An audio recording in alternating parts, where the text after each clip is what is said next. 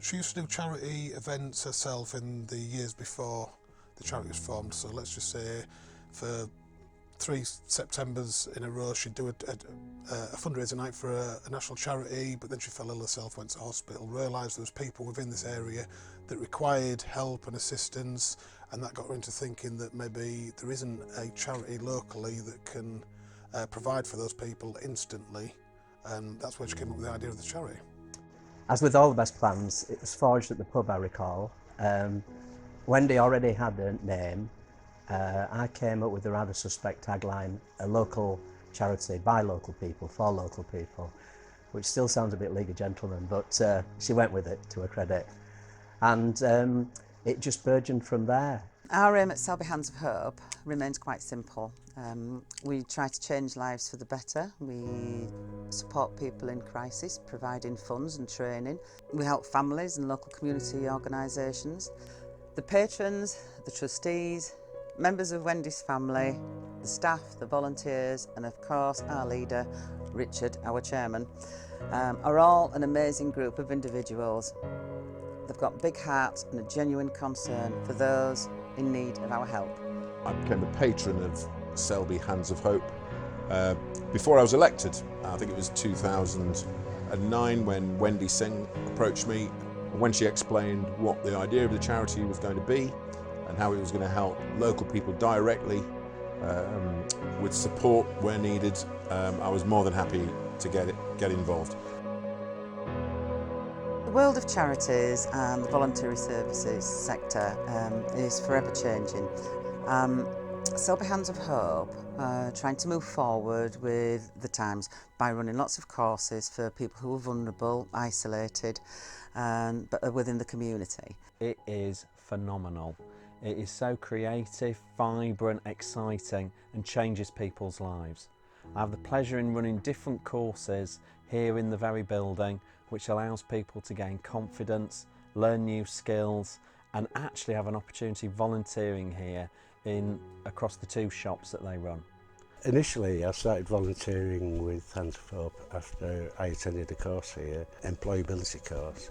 It covered all aspects of helping us within a group to look at different ways we could improve our chances of employability, including well-being and confidence.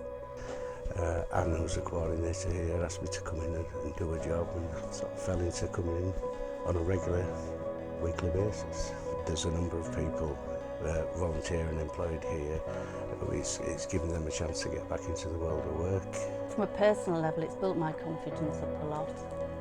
And it's a really great place to be a volunteer. You get a lot of support.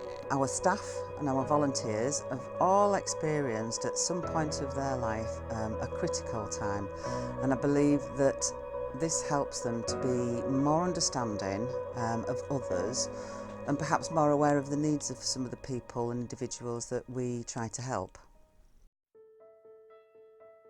The fantastic thing about Selby Hands of Hope is it doesn't have the administrative burden, it doesn't have the red tape that prevents help getting direct to where it's needed and delays.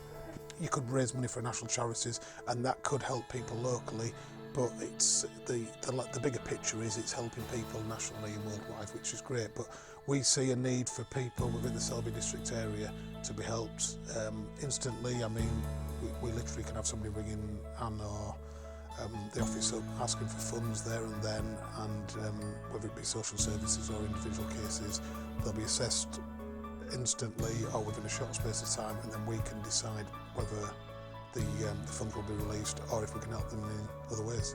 We've worked with Selby Hands of Hope for a number of years, and what we really liked about the charity and what Wendy was doing was that it was almost an umbrella charity and touched a number of different causes across the region, which we were really pleased to be working with. But it's always much better if there's somebody who's much better placed than you are to know where the money has to go. Last year we hit the £1 million raise mark. This year we're well on our way to £1.25 million. Since our inception in 2009, we've helped just short of 6,000 individuals and 165 groups and organisations.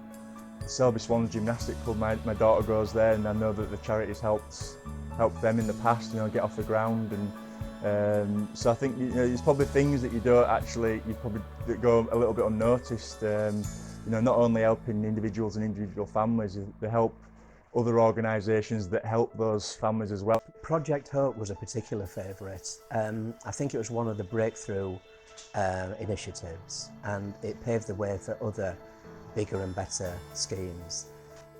Project Hope has enabled Selby Cricket Club to move forward. Our facilities, kitchen and tea room, were quite dated. They'd been there since the new building was opened, and with Project Hope's help, we've been able to move forward. We've now been able to advertise more our facilities.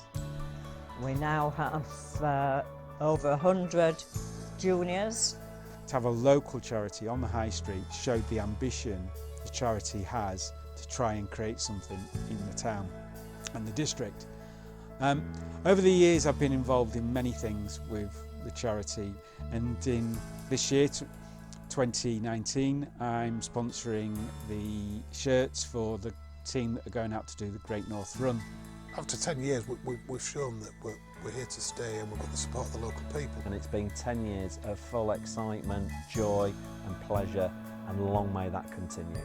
We at Selby Hands of Hope would not be able to support and assist as many people as we do if it wasn't for the generosity and the kindness of people within Selby and the surrounding district. It's truly amazing, and it's very, very humbling.